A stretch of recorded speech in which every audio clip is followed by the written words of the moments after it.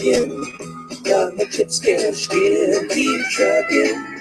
Like a two-dog man together. More or less in line, just keep trucking.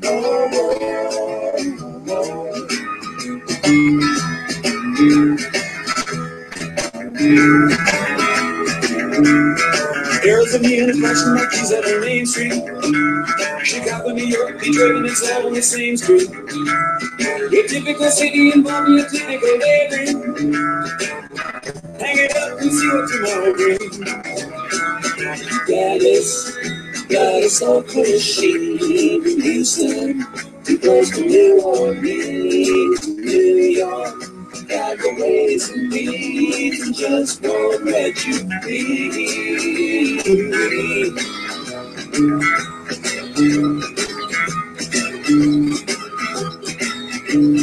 Most of the catfish you meet on the streets speak of true love. Most of the time they're sitting and crying at home. One of these days, then I let I get going. Out of the door and down to the street all alone. Trucking like the doodah man once told me, you got to pay your bills sometimes. Because it's worth the dime if you don't pay your bills.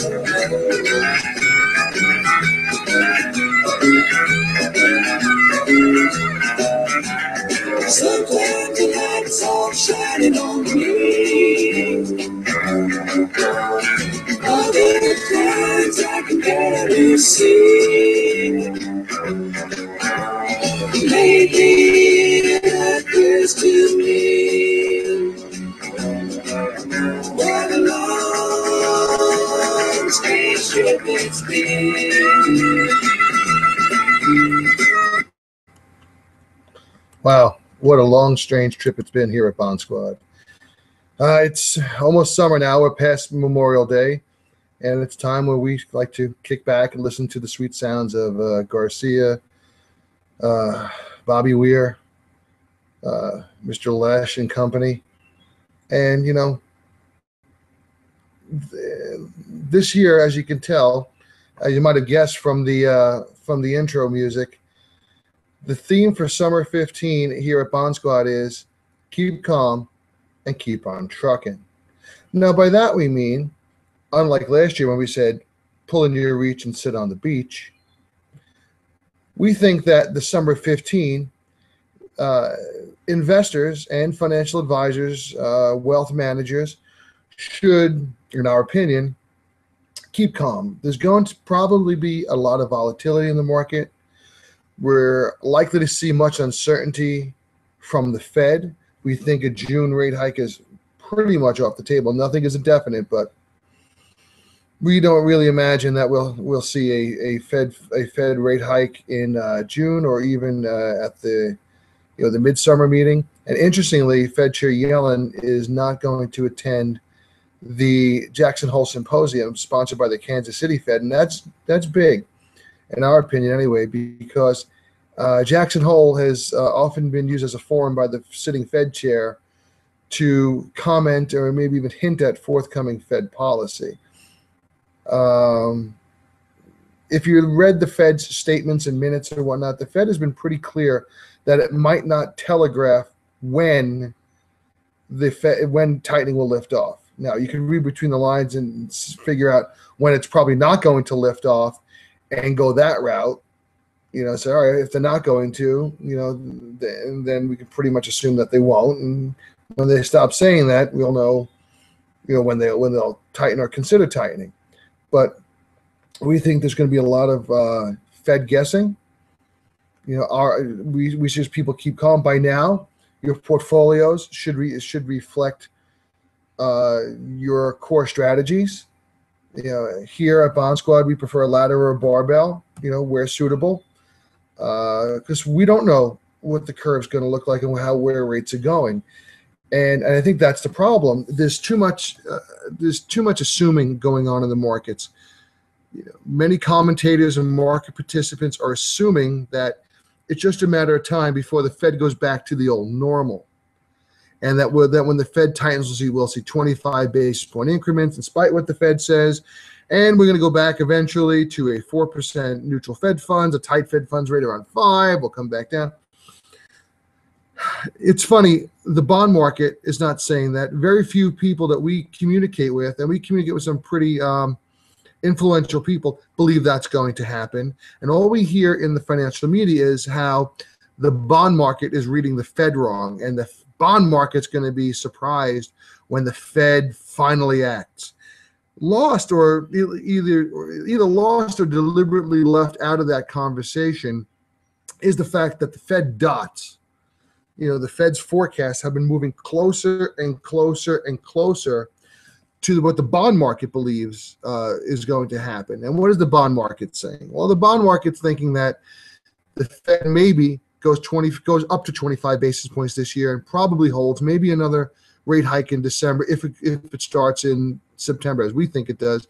And that doesn't have to be a quarter point increment. You can see an eighth of a point. The Fed's done this in the past. The problem is that people have short memories or lack of experience. So the bond market's pricing in a flatter curve at lower rates, lower neutral policy rates.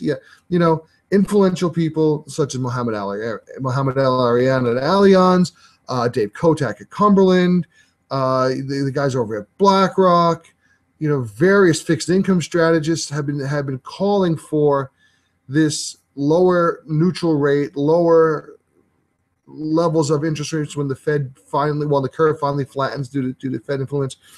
Yet the equity geeks keep warning about higher rates, and they point out correctly that even a 50 basis point rise in the 10-year, well, that's depending on your coupon, between 4 and a 5% hit to your principal.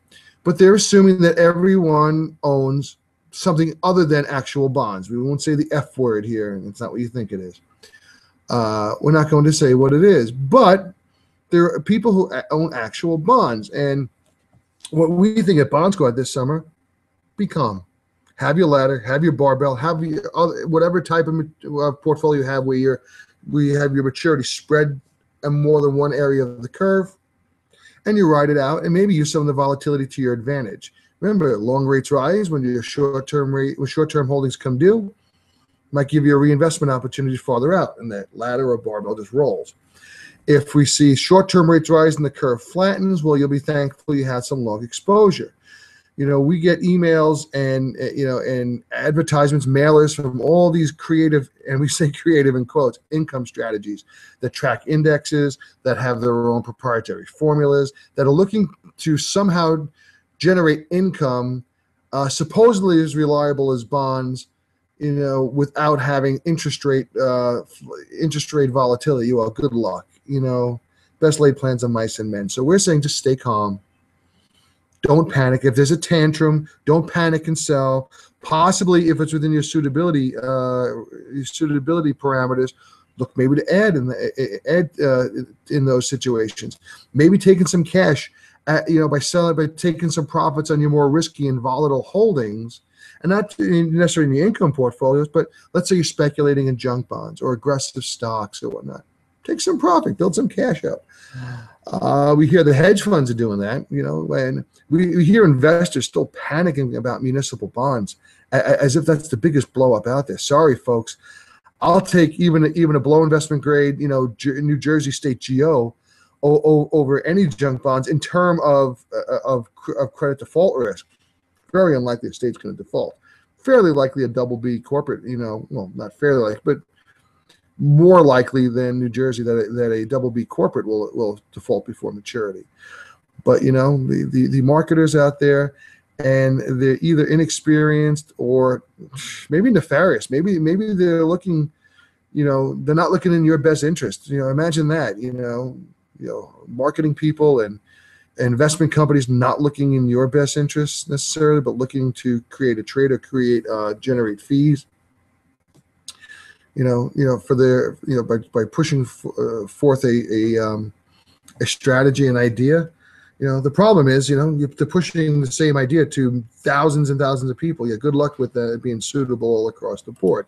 So the theme of this summer is keep calm, keep on trucking, stick with your core strategies, don't panic, when things happen.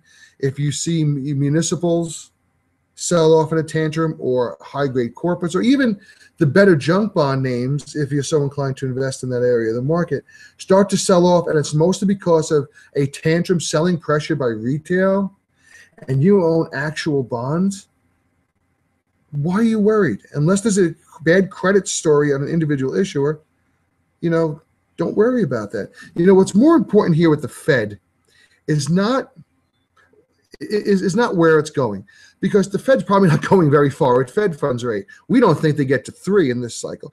But the market, while the market is the pace and path of Fed tightening, and the market, I think, especially the equity market, when I say the market, now I'm talking about there's some stability merchants out there who are trying to get out of bonds, get into stocks. You're thinking that everything is a total return. Drives us nuts. Look at a swap out of your minivan because 0 to 60 times are too slow. Yeah, okay. These people make us laugh. It's invest where you need to be. You don't want to rotate from asset class to asset class to asset class. Okay, if we see volatility in the bond market, we see volatility in the bond market. If you own bonds, you only take a realized loss if you sell into that volatility. So we think at Bond Squad that the Fed is going to be very, very gradual. We wouldn't be surprised if the Fed funds rate at the end of 2016 is not higher than 1%. That's the end of 2016, not the end of this year. Okay? The Fed is going to take its time. We don't think the economic data is going to support faster tightening. There's been much talk that there's signs that the economy has improved from the soft Q1. Okay, in 2 days we'll get GDP. It might print around the -1.5 area. Thus far, it looks like Q2 is printing somewhere between 3/4 of a point and 1.25 points. All right, so yes, the economy's picked up in Q2. It's not even running at 2, regardless of methodology. Never mind what the Fed would like to see in 3. In our opinion, the only quarter of this year that has a realistic chance, or let's say realistic, a better than average chance of printing over 3 is probably Q2 and Q3 rather, and Q4 might be in the mid-2s again. We might not have 2015 GDP above 2%, or not much above 2%. Okay, that means the Fed, for inflation or growth purposes, it doesn't have much cause to tighten. The markets try to make CPI more than what it was. Oh, we see some inflation pressures. Okay. April CPI printed at 1.8%. March, and this is core rather, March core CPI printed at 1.8%. April did, and so did March. That's where we're going with this. April core CPI printed at 1.8%. March core CPI printed at 1.8%. Most of that was healthcare and rent. All right, 2 demand curves, if you will, that are fairly inelastic. So that inflation starts sapping spending for more discretionary areas. So it's not really an inflationary situation, or at least not an inflationary situation that's going to drive consumer prices for discretionary goods higher. And the Fed doesn't look at that anyway. The Fed looks at core PCE, which is less influenced by rents. And that last printed at 1.3, and they'll probably print around 1.3, 1.4 again. And remember, that's core, so it's not benefiting, if you will, from the decline in oil prices. So the Fed would probably want to see core PCE getting close to 2 before it would like to tighten, but it might not be able to. And the Fed is tightening very late in a cycle. We heard that in the financial media the past 2 days. We've been writing this for months, and it's saying, yeah, the Fed's tightening it late in a cycle. I believe Mohammed Al-Arian said it the other day too. So it doesn't have room to tighten. the economy is already past peak probably as far as the cycle goes. This higher gear everybody's waiting for the economy to shift, and it probably is in its highest gear at this point. So stop worrying about your bond prices going down. If you bought bonds for the purposes of trading them at a profit in and around these levels, it's probably a foolish bet. Yeah, in the near term, you can get moves like we saw last year where long-term rates plummeted, and we saw the 10-year go below 2%. But unless you had the guts to one, buy it before when everybody's telling you to sell it, and then the guts to sell it before rates snap back above 2, well, you didn't take advantage of that move. And we bet very few speculative money managers did either. In fact, we know of at least one, and we know of more, but at least one that we know very well, fixed income unconstrained team that missed it. They were positioned for higher rates, and rates went the wrong way. We were positioned for kind of stagnant rates, so we weren't. So we benefited somewhat. We didn't take that many profits. We didn't, because it wasn't in our mandate to do so when rates went down. But we're not really harmed if rates pop either. And that's what investors have to understand. If you're in total return fixed income, unconstrained fixed income, or anything like that, you are not invested for income. You are invested for a trade, a bet on bond prices. Okay? And even though we don't think long-term rates are going very high, which means we don't think bond prices are gonna plunge into the abyss, but logic tells you that there's more downside risk in price than upside. So if you're buying it for that reason, you have more downside risk than upside potential. You got a little negative convexity, as if you will, kind of stretching that definition, but that's what you have. So it's silly. And if you're going to panic over everything, although any type of volatility, well, good luck this summer, because we're dealing with a structurally less liquid bond market thanks to regulation. And now you're going to have market participants, what few of them are left compared to before the financial crisis. Well, a lot of them will be on the beach or in the mountains or somewhere other than their trading desks. So if you thought liquidity was bad and volatility was high in the fixed income market the past few months, you haven't seen anything yet. Wait till July and August runs around. If we see any type of news break that moves rates in one way or the other, that move's going to be exaggerated, by an almost absence of market participants at that point. So that's what we say, keep calm. Don't panic. If you're happy with your strategy, you're happy with your portfolio, and by now you should be. Lord knows we've broadcasted our opinion on this, and we've been way more right than we've been wrong. You should be positioned for this already. So now's a good time to go through this. Make sure you're comfortable with what you own for the long term. Make sure that you can tolerate volatility. Take comfort in the fact that you have final maturities. Make sure you're comfortable with the risk of your credits.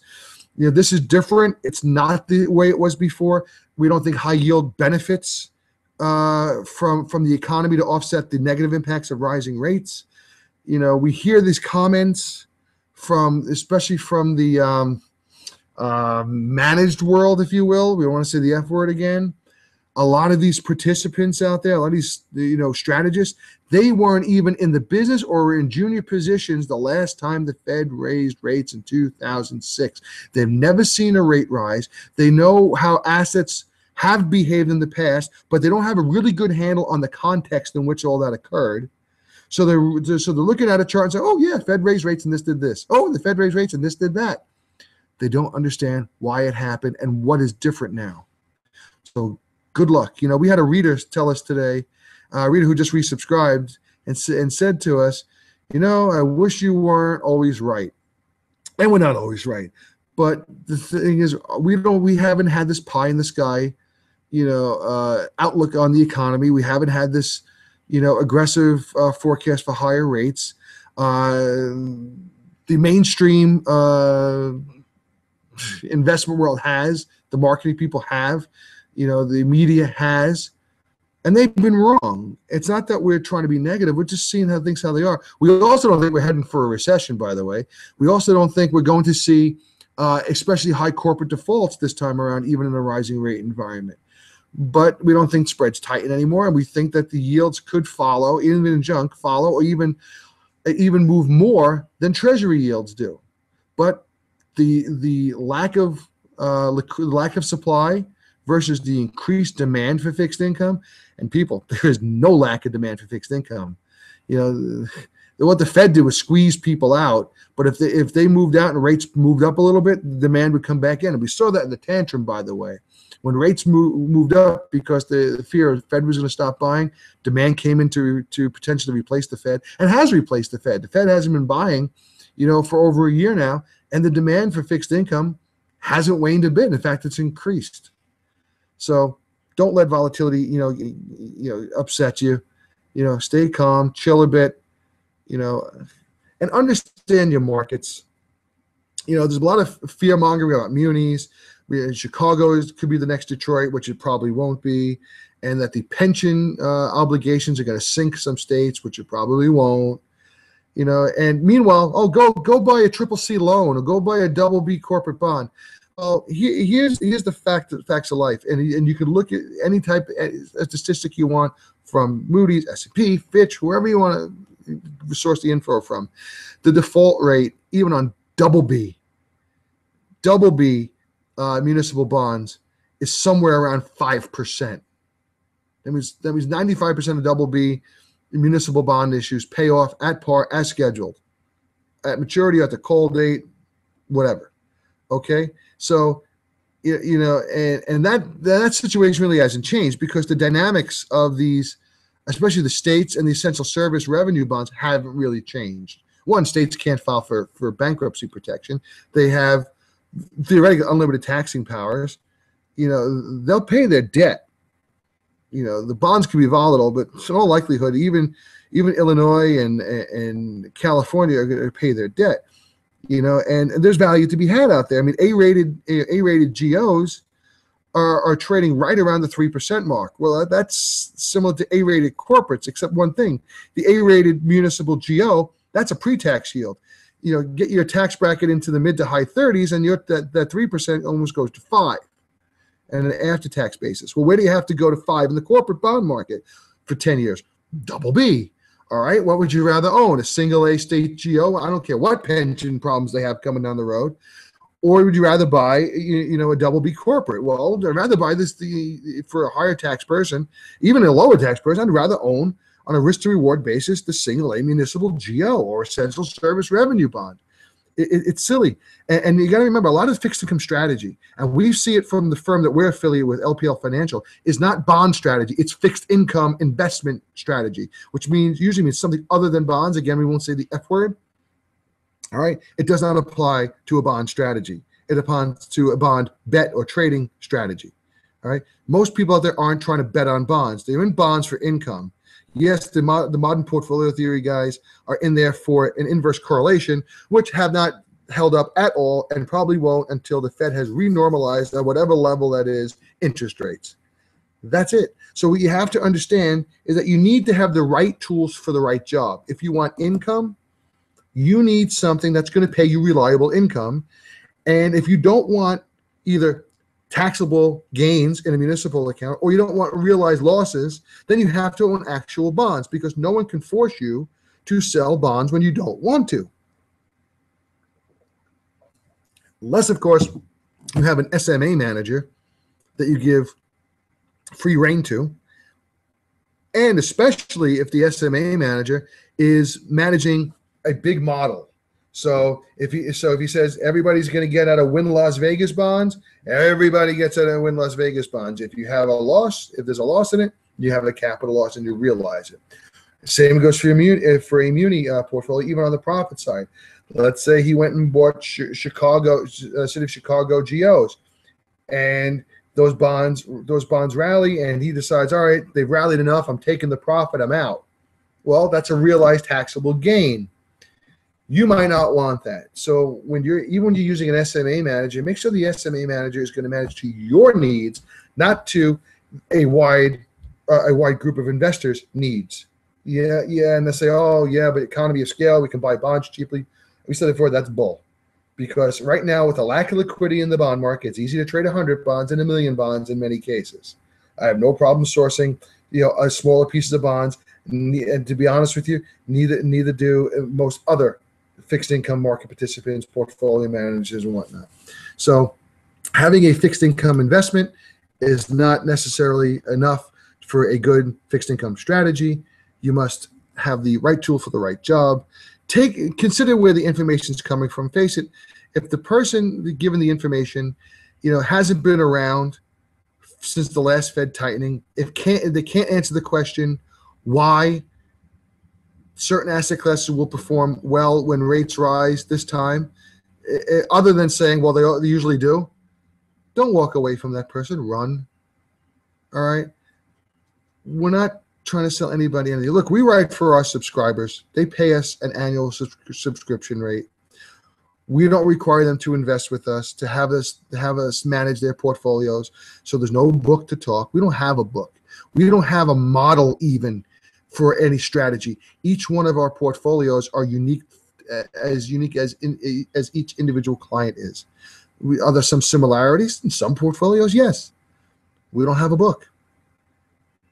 And if we talked one portfolio up, we could be inadvertently talking another portfolio down.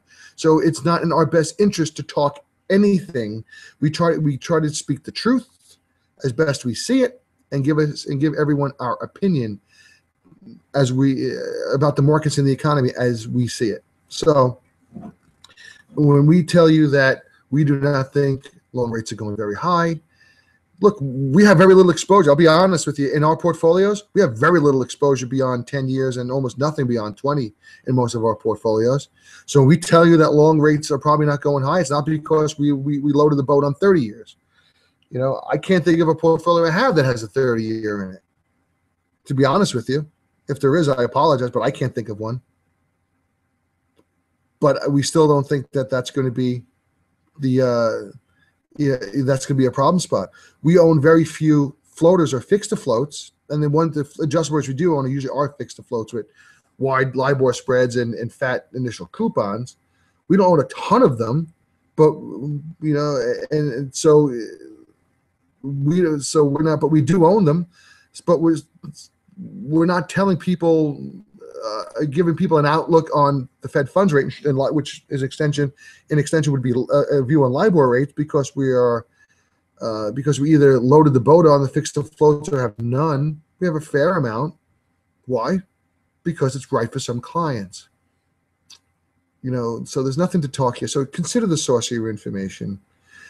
Please, if anybody needs hand-holding through what could be a very volatile summer, give us a call. We'll talk to you. We'll put a little dead music on. We'll just chill. We'll get through this.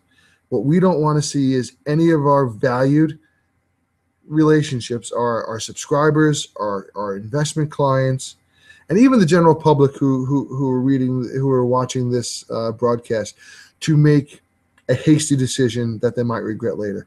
Give us a call. Let us walk you through it. And if there is a problem in your portfolio, if there is something you should be aware of, we will tell you. That's all we have for tonight. Keep on trucking. And we may be going to normalization and parity with the dollar and euro, and that'll be maybe next week's discussion, because we've been pretty good on that call too, and we're probably heading back towards parity again. That's maybe next week's broadcast, but maybe going there in a bucket. But we should be able to enjoy the ride if you know what you're doing, and trust us. We do know what we're doing here. So have a great night. Those of you in the storm pounded areas of the country, be safe. Heed flood warnings, tornado warnings. Don't try. It sounds silly on a bond broadcast. Don't try to cross deep water. We have viewers and readers in those areas of the country. We don't want to lose any. Many of you we've known for a decade or more. So stay safe. Call us if you need us. Have a great night. Bye.